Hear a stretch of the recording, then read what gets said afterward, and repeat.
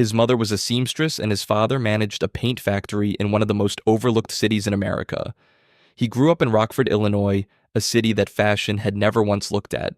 He had no family connections in the industry, no trust fund, no mentor pulling strings, and no design training of any kind. You would think a boy like that had no business standing in the same room as Kanye West, let alone becoming the artistic director of Louis Vuitton. But on March 26th, 2018, Virgil Abloh stood in front of the entire fashion world and accepted the most prestigious appointment in menswear, becoming the first black artistic director in the 160-year history of Louis Vuitton. The boy from Rockford had not just made it into the room, he had taken over the whole building. So how did a child of Ghanaian immigrants, raised in a working-class Illinois city with no runway, no Rolodex, and no formal fashion education, build one of the most influential brands of the 21st century and then shatter the highest ceiling in luxury fashion? To find out, we have to go back to 1980.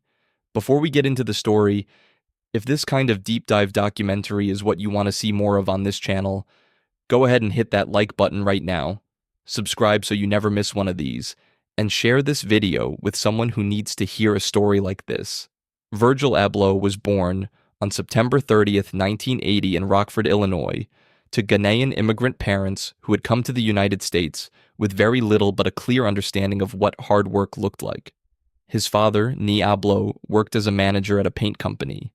His mother, Eunice Abloh, was a seamstress who sewed clothes at home, and that detail matters more than it might seem. Growing up, Virgil watched his mother work fabric with her hands, turning raw material into something finished and intentional. He absorbed that process without knowing it would define his entire life. Rockford in the 1980s and 1990s was not a city of opportunity or glamour. It was a blue-collar manufacturing town that had seen better days, the kind of place that taught its young people to be practical, to find stable work, and to keep expectations realistic. Fashion was not a conversation that happened in Rockford. The culture Virgil gravitated toward, however, was not found in the city itself, but in the magazines, music videos, and skateboard culture he consumed obsessively as a teenager. He was drawn to skateboarding, to hip-hop, and to the visual world those communities created, the way clothing carried meaning, the way a logo or a graphic could say something about who you were and where you stood. He was not yet designing anything, but he was already reading the visual language of culture with a precision that most people his age did not have. His parents pushed education above everything, and Virgil took that seriously. He was not a dropout or a rebel who skipped class to chase creative dreams. He was a student who genuinely excelled, and he would carry that academic discipline into everything he built later in life. If you are enjoying this story so far, now is a great time to like this video and subscribe to the channel. Now let us keep going, because the next chapter is where things start to get interesting. After high school, Virgil enrolled at the University of Wisconsin-Madison, where he studied civil engineering. That choice might seem like a detour from the fashion world, but it was the foundation that made everything he later built structurally different from what anyone else was doing. Engineering trained him to think in systems, to understand how things were constructed from the inside out, to ask not just what something looked like, but why it was built that way, and what would happen if you changed the underlying logic. He graduated with his civil engineering degree and then went further, enrolling in the Illinois Institute of Technology in Chicago to pursue a master's degree in architecture. Architecture deepened the engineering mindset and added a layer of conceptual thinking, the idea that a building like a garment communicated something beyond its function. At IIT, Virgil was studying in a tradition that included Mies van der Rohe, one of the most influential modernist architects in history, and the rigor of that environment shaped how Virgil would later approach clothing, not as decoration but as architecture you wore. By the time he finished his master's degree, Virgil Abloh had 2 advanced degrees in fields that had nothing to do with fashion, and that was precisely his advantage. He did not see clothing the way trained fashion designers saw it. He saw it the way an engineer and an architect saw it, as a system of components, a structure with logic, something that could be taken apart and rebuilt with intention. That perspective would eventually change the industry. But first, he needed a way in. And the door that opened for Virgil Abloh was not a door most people get access to. In 2009, both Virgil and Kanye West were selected as interns at the Fendi fashion house in Rome. And that shared experience created a creative partnership that would shape both of their careers for the next decade. Kanye was already a globally recognized music star by then, but he was in the middle of a serious pivot toward fashion and design, desperate to be taken seriously in an industry that kept treating him like an outsider with money. Virgil was an unknown architect with no fashion credits and a genuine understanding of structure and visual language. They recognized something in each other immediately. When they returned from Rome, Kanye brought Virgil into his inner circle in Chicago and eventually in Los Angeles. Yeez and Virgil became the creative director of Donda, Kanye's creative agency, which functioned as a think tank for everything from album artwork and stage design to fashion concepts and brand identity. Working inside Kanye's world meant operating at the intersection of music, art, fashion, and culture at the highest level, with essentially unlimited creative ambition and a global audience watching everything. Virgil was not just executing someone else's vision during those years, he was developing his own eye, his own language, his own understanding of how luxury and streetwear and art could exist in the same conversation. He attended fashion weeks, built relationships with designers and editors, and studied how the industry worked from the inside. He was learning the rules of a world he planned to break. The most visible moment of the Kanye era came in 2011, when Virgil traveled with Kanye and a group of creatives that the press would later call the Kardashian Circle to the Paris fashion shows. Photographers captured Virgil in the front rows, and the fashion world began to take notice of who was standing next to one of the most controversial and talked about figures in popular culture. Virgil was not yet making his own clothes, but he was already a recognizable presence in the spaces where the future of fashion was being decided. In 2012, Virgil made his first real move as a designer, and it was deliberate, provocative, and polarizing in exactly the way he intended.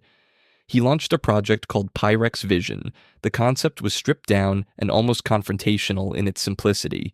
Virgil purchased dead-stock Ralph Lauren flannel shirts wholesale for approximately $40 each, screen-printed the word Pyrex and the number 23 on the back, and sold them for $550. The number 23 was a reference to Michael Jordan. Pyrex was street slang with a complicated history in Black American culture. The combination of a luxury resale price on a mass-produced garment with loaded cultural text printed on it was not accidental. It was a statement about the fashion industry itself, about who got to assign value, about the absurdity of price as a signal of worth, and about the cultural references that luxury brands had been borrowing from Black communities for decades without acknowledgement or compensation. Fashion critics and commentators did not know what to do with Pyrex Vision. Some called it genius, and others called it a scam. Many questioned whether it was even design at all, since Virgil had not constructed the garments himself. But that reaction was exactly the point. Virgil was not trying to prove he could sew. He was asking a bigger question about what design actually was and who got to define it. Pyrex Vision was not a long-running brand. It was a proof of concept, a way of announcing a perspective. It ran for less than a year before Virgil shut it down, but it established something crucial. Virgil Abloh had a point of view that was sharp enough to cut through the noise, and the industry was paying attention even when it was paying attention to argue with him. In 2013, Virgil Abloh founded Off-White in Milan, Italy, and this time he was building something meant to last. The name itself was a conceptual statement. An off-white is neither white nor any other color. It exists in the space between categories, and that in-between zone was exactly where Virgil wanted the brand to operate, between streetwear and luxury, between high culture and popular culture, between the world fashion had always been and the world it was becoming. The visual identity of Off-White was immediately distinctive and immediately controversial. Virgil introduced diagonal black and white stripes that referenced industrial caution tape. He wrapped products in zip ties, the kind used to seal freight shipping bags, and turned them into a luxury accessory. Most recognizably, he placed quotation marks around ordinary words and objects, printing shoelaces on shoelaces and paperclip on a sterling silver paperclip that retailed for several $100s. And these were not random aesthetic choices. They were philosophical gestures borrowed from his background in architecture and design theory, specifically from a concept called defamiliarization, the idea that placing something in an unexpected context forces you to see it as if for the first time. Virgil was asking people to look at ordinary objects and ask why they had value, who decided, and what the rules actually were. The fashion establishment was divided. Traditional luxury houses saw the quotation marks as pretentious or gimmicky. Younger consumers and the streetwear community saw someone finally speaking their language at a luxury price point. Off-White grew steadily through 2013, 2014, and 2015, building credibility through collaborations and through Virgil's expanding presence on the international fashion circuit. He was showing collections in Milan and Paris, getting press coverage, and building a customer base that crossed the exact boundaries the industry had always maintained between streetwear kids and luxury shoppers. By 2016, Off-White had been nominated for the LVMH Prize, one of the most prestigious awards in the fashion industry, recognizing the most promising young designers in the world. Virgil did not win that year, but the nomination signaled something important. The old guard of fashion was starting to reckon with the fact that this engineer from Rockford, Illinois, was not going away. In 2017, Virgil Abloh and Nike announced a collaboration that would become one of the most talked about projects in sneaker and fashion history. The project was called The 10, and it involved Virgil deconstructing 10 of Nike's most iconic silhouettes, including the Air Jordan 1, the Air Max 90, the Air Presto, the Converse Chuck Taylor, and 6 others, and rebuilding them through the Off-White design lens. The process Virgil used was exactly what his engineering training had prepared him for. He took each shoe apart conceptually, exposing the hidden construction details that are normally covered during manufacturing, labeling components with text like AIR on the Air Max sole unit and laces on the laces, leaving the internal foam and stitching deliberately visible, and applying the Off-White zip tie and industrial aesthetic to objects that millions of people had grown up treating as pure icons. The result was a collection that the sneaker community immediately recognized as something different. These were not just new colorways of classic shoes. They were arguments about what design meant, about the act of making, about visibility and value. The Jordan 1 from the 10, known in the resale market as the Off-White Chicago, became one of the most sought-after sneakers ever produced. Pairs that retailed for approximately $190 were trading on the secondary market for thousands within weeks of release. The 10 made Virgil Abloh a global name outside of the fashion industry circles where he was already known. Sneaker culture has a global reach that Fashion Week audiences do not, and the 10 introduced Virgil's thinking to a completely new generation of consumers who had never attended a fashion show and had no interest in traditional luxury. He had found a way to be everywhere at once, credible on the runway in Paris and credible on the sneaker line in Chicago, and that dual legitimacy was something almost no designer had ever achieved. The collaborations did not stop with Nike. Virgil went on to work with IKEA, creating a line of rugs, furniture, and homeware that carried the Off-White philosophical approach into the most democratic retail environment in the world. He collaborated with Mercedes-Benz, with Evian, with Rimowa Luggage, and with a range of brands across categories that had nothing to do with fashion. Each collaboration extended the Off-White conversation into new spaces and new audiences, and each one reinforced the same core idea. The rules about what belonged where were made up, and they could be remade. On March 26, 2018, LVMH announced that Virgil Abloh would become the artistic director of menswear at Louis Vuitton, the most commercially successful luxury brand in the world.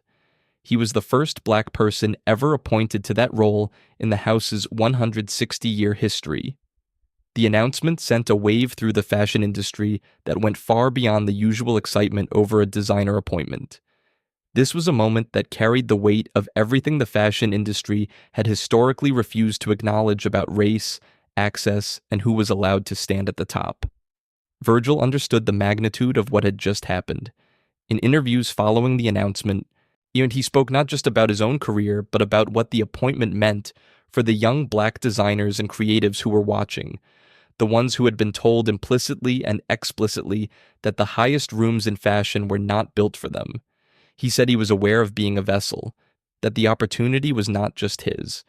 His first collection for Louis Vuitton, presented in June 2018 in Paris, was called A Space Odyssey, and it opened with a rainbow runway that was simultaneously a reference to the LGBTQ community, a nod to the diverse backgrounds of the models walking the show, and a visual declaration that something fundamental had changed.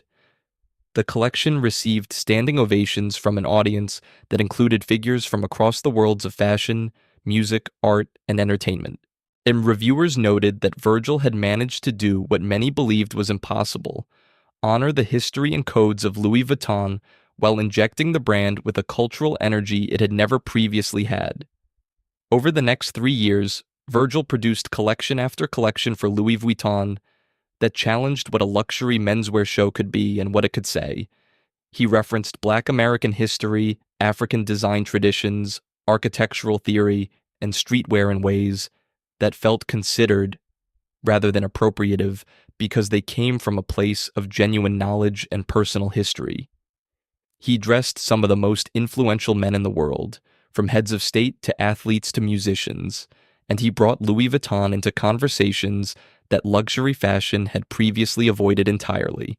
In what almost nobody outside of Virgil's closest circle knew during those 3 years at Louis Vuitton was that he had been privately diagnosed with cardiac angiosarcoma, a rare and extremely aggressive form of cancer affecting the heart, in 2019. He received the diagnosis just 1 year into his appointment at Louis Vuitton, and he made the decision to keep it private. While the rest of the world watched him produce collections, travel internationally, give speeches, mentor young designers, and continue building Off-White at the same time he was running Louis Vuitton menswear, he was simultaneously undergoing treatment for a disease with a survival rate that was devastating. The reason he kept it private was something he explained only after his death through the words his family shared. He did not want the diagnosis to define him or his work. He did not want the conversation around his collections to become a conversation about illness. He wanted to be seen as a designer first, and he wanted to keep creating for as long as he could. So he kept working at a pace that seemed impossible to those watching from outside, which was even more remarkable to those who eventually learned what he had been carrying the entire time. On November 28, 2021, Virgil Abloh died at the age of 41, surrounded by his family. He left behind his wife Shannon Abloh and their 2 children, Lo and Gray. The announcement from LVMH was brief and direct, and its brevity made the shock worse because nothing in the public narrative of Virgil's career had given any indication that anything was wrong. The fashion world stopped. Yet social media, filled with tributes from designers, artists, athletes, musicians, and ordinary people who had followed his work and felt something in it that was personal to their own lives and aspirations. Kanye West, who had helped give Virgil his first real platform, posted a tribute. Nike, IKEA, and the dozens of brands Virgil had collaborated with issued statements. But the most telling responses came from young Black designers and creatives who said that Virgil's existence in fashion had made them believe something was possible that they had not believed before, and that his death felt like losing someone who had held a door open.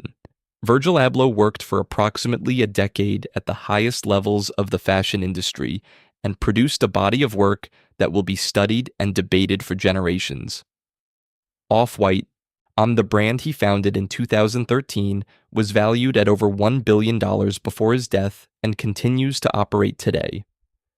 The 10 collaboration with Nike remains one of the most referenced projects in the history of sneaker design and is still cited in design schools and fashion programs as a case study in how to deconstruct and rebuild a cultural icon. His 3 years at Louis Vuitton produced menswear collections that changed the visual language of luxury fashion and opened a conversation about race, access, and representation that the industry had been avoiding for its entire existence. He held 2 advanced degrees, designed furniture for IKEA, collaborated with Mercedes-Benz, and produced work that moved fluidly between the most commercial and the most conceptual ends of design without ever feeling incoherent, because the underlying philosophy was always the same.